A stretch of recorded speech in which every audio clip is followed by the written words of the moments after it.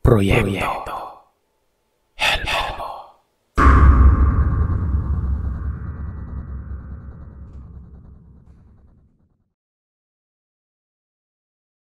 Mapagpalang araw, Sir Seth. Ako po ulit ito, si Ray. Una muna sa lahat ay nagpapasalamat ako dahil naisalaysay at na-feature ninyo sa YouTube lahat ng kwentong ibinahagi ko sa inyo. Hindi ko na rin mabilang kung ilang kwento na yung naibahagi ko. Ipinarinig ko naman yung ilan sa mga kwento sa channel mo sa kasama ko sa trabaho. Tuwang-tuwa naman ho siya dahil sa kaboses mo daw yung lagi niyang napapakinggan sa radyo nung bata pa siya. Sinubukan ko na rin dati na mag-record ng kwento gamit yung boses ko. Yun nga lang, hindi talaga kagandahan. Recently, Sir Seth, maliban sa cycling ay nakahiligan ko ulit yung paglo-long rides gamit yung motor. Ito rin yung paraan ko para makapag-relax lalo pangat nakaka-stress pag lagi na lamang nasa trabaho. Nung nagdaang mga buwan naman, nakakaranas po ako ng anxiety, panic attack, pag-overthink, insomnia at depression. Bunga yun ng mga magkakasunod na problema at na naranasan ko noong mga panahon na ito. To overcome this, nag-engage po ako sa iba't ibang activities gaya ng pagmimix martial arts, basketball, cycling, pagsusulat at yung kinahihiligan ko nga na long rides gamit yung motor. Sa bawat napupuntahan kong mga lugar ay hindi maiiwasan na may makikilala ako na nakapagkwento na hindi lamang ang mga magagandang features ng lugar na yon, maging yung nakakatakot din na kwento dito. Maraming beses na rin na may mga taong na ikikwento nila yung mga karanasan nila patungkol sa mga nakakatakot, kaya naman naisipan ko na panahon na siguro na ibahagi ko rin sa inyo yung mga karanasan na yon. Tawagin na lamang natin itong Yamaha XTZ Horror Ride Stories. Bali dito sa serye na ito ay ibabahagi ko yung mga personal kong karanasan at karanasan ng mga nakikilala ko sa bawat biyahe. Hindi po ito sponsored ng sikat na brand ng motor. Nagkataon lamang din na ito yung unit na lagi naming gamit sa bawat biyahe. Bilang panimula, hayaan niyong ibahagi ko sa inyo ang isang karanasan na nangyari dito mismo sa lugar kung saan ako kasalukuyang nakatira. Sa may Panabo City, Davao del Norte. Buwan noon ng Disyembre, nasa bahay ako ni Lola at nakikitulog nung isang hating gabi. Nagising kaming lahat gawa ng may kumakatok at tumatawag kay Lola.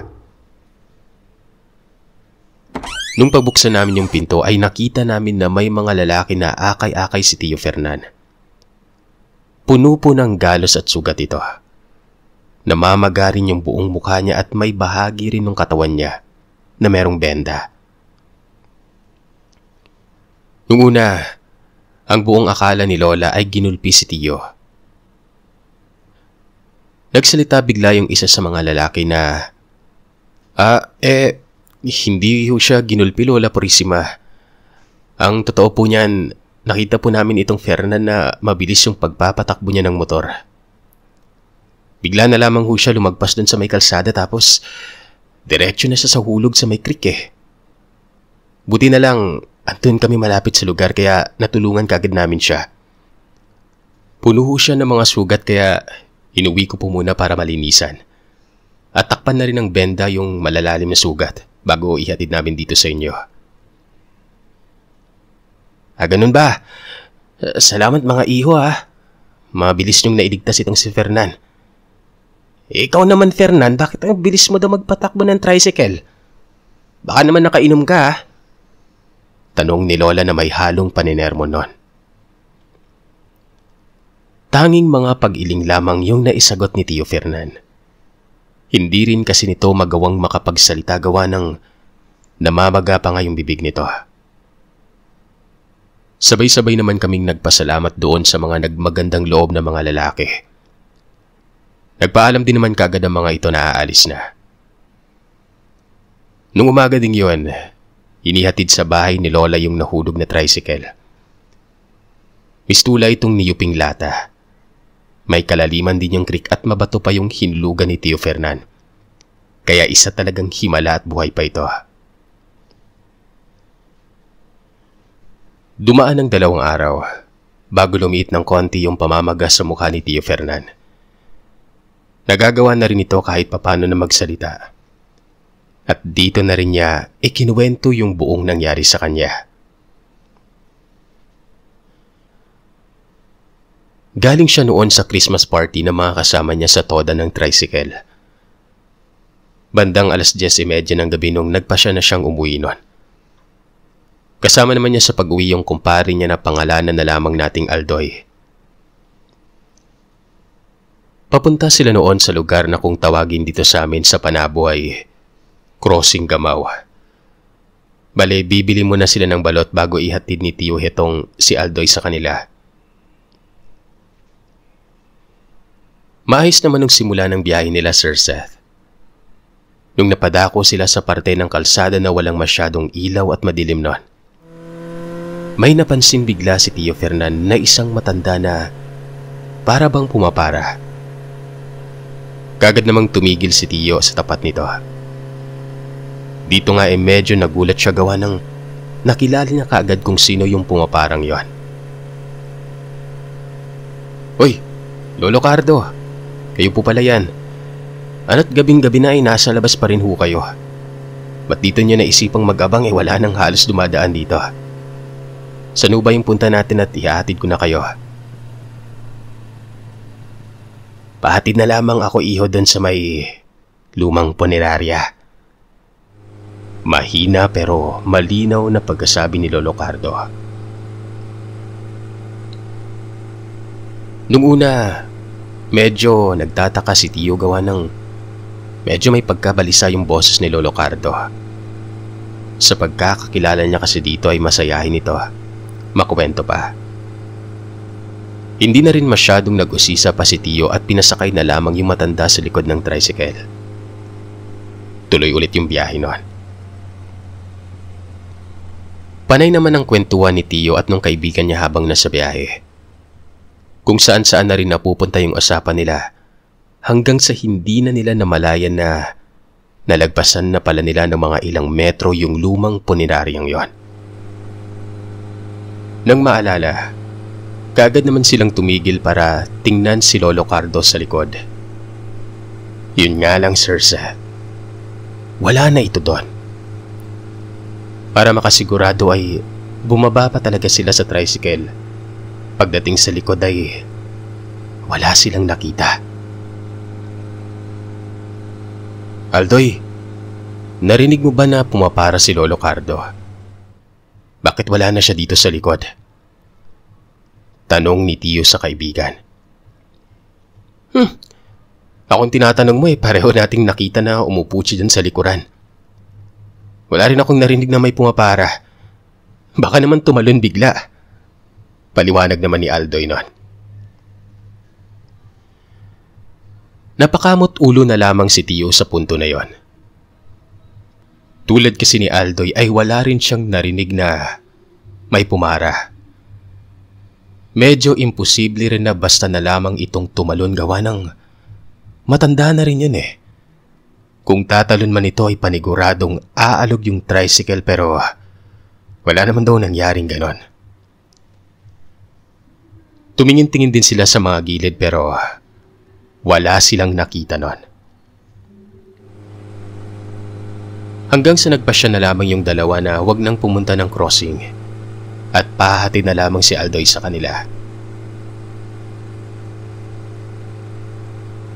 Pagkatapos ihatid yung kaibigan, habang pauwi si Tio, hindi pa rin mawala sa isipan niya kung paanong bigla na lamang nawala si Lolo Cardo. Biglang sumagi sa isip niya na baka nakatulog ito at nahulog na lamang sa tricycle noon. Mas lalo tuloy siyang nag-alala, Sir Seth. Hindi mapanatag si Tio kaya ang ginawa niya ay bumalik siya sa ruta papuntang lumang punerarya. Nung malapit na siya, panay na yung tingin niya sa gilid ng daan pero kahit anino ni Lolo Cardo, hindi niya makita doon. Nung papalayo na siya sa punerarya ay bigla niyang napansin na parang may pasahero sa bandang harapan ng tricycle. Hindi niya umano makita yung kabuuan ng mukha niya pero sa figura ng mukha at sa hubog ng katawan nito, maging sa boses nung nagsalita, alam niyang si Lolo Cardo yon. Nagsalita ito ng, "Bakit hindi ka huminto, Iho? Gusto mo na sanang magpahinga eh." Paulit-ulit niya itong sinasabi noon. May kakaiba po sa boses na yon. Boses pa rin ni Lolo Cardo pero animoy galing sa ilalim ng lupa. Sobrang lamig. Sobrang nakakapangilabot yung boses na yon. Sasagot pa sana si Tio Fernan nung maramdaman niyang bigla na lamang nanigas yung buo niyang katawan. Hindi niya magalaw kahit anong parte ng katawan niya. Hanggang sa walang ano-ano ay naramdaman na lamang ni Tio na basta na lamang gumalaw yung kamay nito, papihit sa manibela ng motor. Bumilis bigla yung pagpapatakbo nito. Tuloy-tuloy na yon hanggang nahulog na lamang siya sa may creek. Hindi niya magalaw kahit yung mga mata nito. Naramdaman rin niya na may mga taong tumutulong sa kanya na makaahon nun. Panay nga daw yung tanong niya sa mga lalaki kung nakuha rin ba nila si Lolo Cardo dahil andun pa daw yung matanda sa loob ng tricycle. Sumagot naman yung mga lalaki na wala daw silang nakita nun. At maya-maya pa, bigla na lamang nagdilim yung paningin ni Tio hanggang sa mawalan na rin siya ng malay. Paggising nga niya ay nasa bahay na siya nung isa sa mga tumulong na lalaki nun. Sinubukan pa rin niyang itanong rito kahit na hirap siya kung may nakita silang kasama niyang matanda sa tricycle pero ganun pa rin yung sagot niya. Wala. Maski ako man, Sir Seth, ay medyo nangilabot sa pagkakwento ni Tio Fernan. Parang gaya lamang kasi sa mga napapakinggan kong mga nakakatakot na storya. Parang nasa radyo na, alam mo yon. Kaya nga ibinahagi ko dito yon. Nung hapon na yon, kay Lola naman po ikinuwento ni Tio yung karanasan niya. Kita naman sa itsura ni Lola yung pagkabigla nito. Napa-sign of the cross nga po siya pagkatapos pakinggan si Tio nun. Tinanong niya rin kung sigurado bang si Lolo Cardo yung naisakay niya dahil napaka-imposible umano. Gawa ng mag-iisang linggo nang patay si Lolo Cardo nun. Nabangga daw ito ng rumaragas ang jeep at nagkalasog-lasog pa umano yung katawan nun. Mas lalo tuloy akong kinilabutan sa pagkakasabi noon ni Lola. Hindi ko akalain na pwede palang mangyari sa totoong buhay yung mga karanasang nakakatakot na sa comics, radyo, o sa mga pelikula ko lamang nakikita o napapakinggan. Nung tuluyan nang gumaling si Tio Fernan at nakakalakad na, sama-sama kaming pumunta sa sementeryo para dalawin yung puntod ni Lolo Cardo. Dito na nga nakumpirma ni Tio na patay na nga si Lolo nun. At marahil, yung naisakay niya ay isa ng kaluluwa na hindi pa natatahimik. Sunod naman ang karanasan ni Tio ay nangyari noong bisperas ng bagong taon ng 2008. Abalang-abala lahat noon sa bahay ni Lola sa paghahanda ng mga kakainin sa pagsalubong ng bagong taon. Kaugalian na rin kasi na sa tuwing may ganong okasyon ay nagsasama-sama yung mga tiyahin ko sa bahay ni Lola. May palitsyon. Nagkakatay rin ng mga hayop gaya ng manok, pabo tsaka kambing. Bawat mag-anak ay kanya-kanyang toka sa mga gawain. Kaming mga bata pa noon ay panay lamang ang laro at paminsan-minsan ay tumutulong rin sa pagluluto. Pagsapit naman ng gabi ay isa sa kaugalian ang lagi naming ginagawa noon ay ang sama-samang nagpupunta sa simbahan para dumalo sa huling misa ng taon. Magsisimula yun mula 9 ng gabi na magtatapos naman ng mga bandang 11:00. Nasa simbahan na kaming lahat noon at wala nang naiwan sa bahay. Kalagitnaan ng misa, nang biglang maalala ni Tiyo na hindi pala niya naisarado yung bandang likurang pinto ng bahay. Bukod pa ron, naiwan din umano niya yung pitaka niya sa sala. Nagpaalam naman siya na umuwi para isarado yung bahay. Nung malapit na siya sa bahay, narinig niya bigla na merong naglalaro sa loob nun. Panay umano ang tawanan at harutan. Nung papasok na siya para kunin yung pitaka sa sala, nakita niya umano ako na nakikipaghabulan kasama ng iba ko pang mga pinsan. Tanging mukha ko lamang umano yung nakita niya gawa ng ako umano yung huling pumasok sa kwarto ng isa sa mga tiyahin ko. Kagad siyang kumatok sa may pintuan. Mula sa labas ay rinig na rinig umano niya yung boses ko at nung iba ko pang pinsan na bata nun. Mga bata, ano't hindi kayo sumama sa simbahan? Pagagalitan kayo niya ng lola niyo, pati mga magulang niyo. Sumama na kayo sa akin pabalik sa simbahan, sabi ni Tio Fernan. Bigla umanong tumahimik. Kasunod noon ay animoy bigla na lamang nagsisigaw yung naririnig niya sa mga bata sa loob ng kwartong yon. Pinagmumura daw bigla si Tio Fernan at sabi ng mga ito, "Leche ka, huwag mo kaming idamay sa pagsamba-samba nyo. Mga baliw kayo." Nagpantay umanong bigla yung kilay ni Tio pagkatapos niyang marinig yan. Ang malala pa, kaboses ko umano yung nagmumura sa kanya noong mga panahon na yon.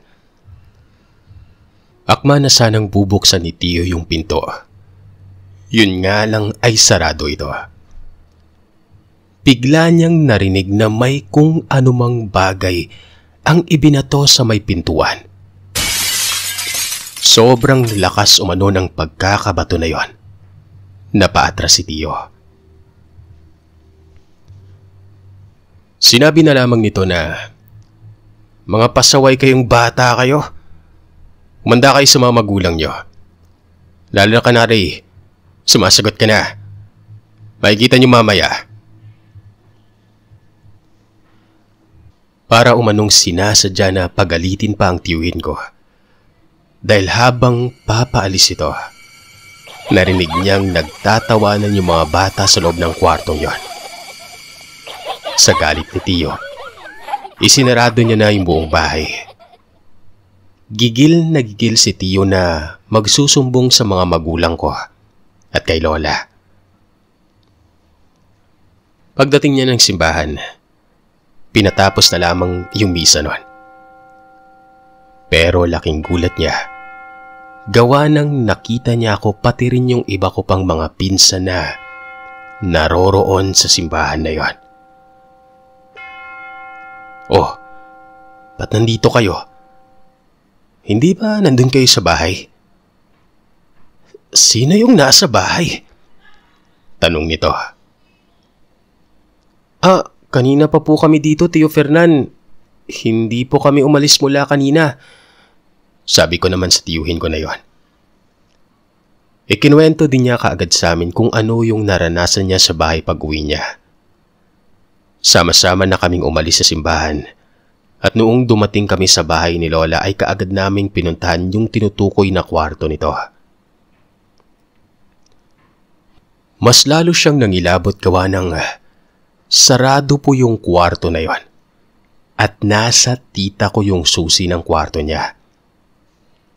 Kung ganon, paanong ang daling buksan ng mga nakita niyang bata yung kwarto gayong hindi naman pala talaga dapat ito bukas nun.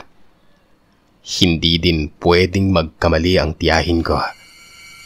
Nilak niya ito bago pa siya umalis. Pagbukas naman ng pinto, nakita namin yung mga ribulto ng mga santo na Mama Mary at Jesus Christ na sira-sira na at animoy hinampas man ng maraming beses. Nakaramdam kaming lahat ng pagkatakot sa punto na yon. Imposible rin kasi na andun kami mga bata sa bahay at mabuksan yung nakakandadong kwarto ng tiyahin ko. May mga iba pa kaming kasama sa bahay na nagbahagi na maging sila man ay nakakaranas na may makita na kapareho ng isang kamag-anak doon din mismo sa bahay ni Lola. Maaaring may nanggaya sa amin pero kung ano o sino man yung nanggaya ay ayaw na rin malaman ni Tio Fernan. Sa ngayon, Sir Seth, ito yung pinakasimula ng mga karanasan na ibabahagi ko pa. Lagi po sana tayong mag-ingat at mabuhay tayo ng matagal at masaya.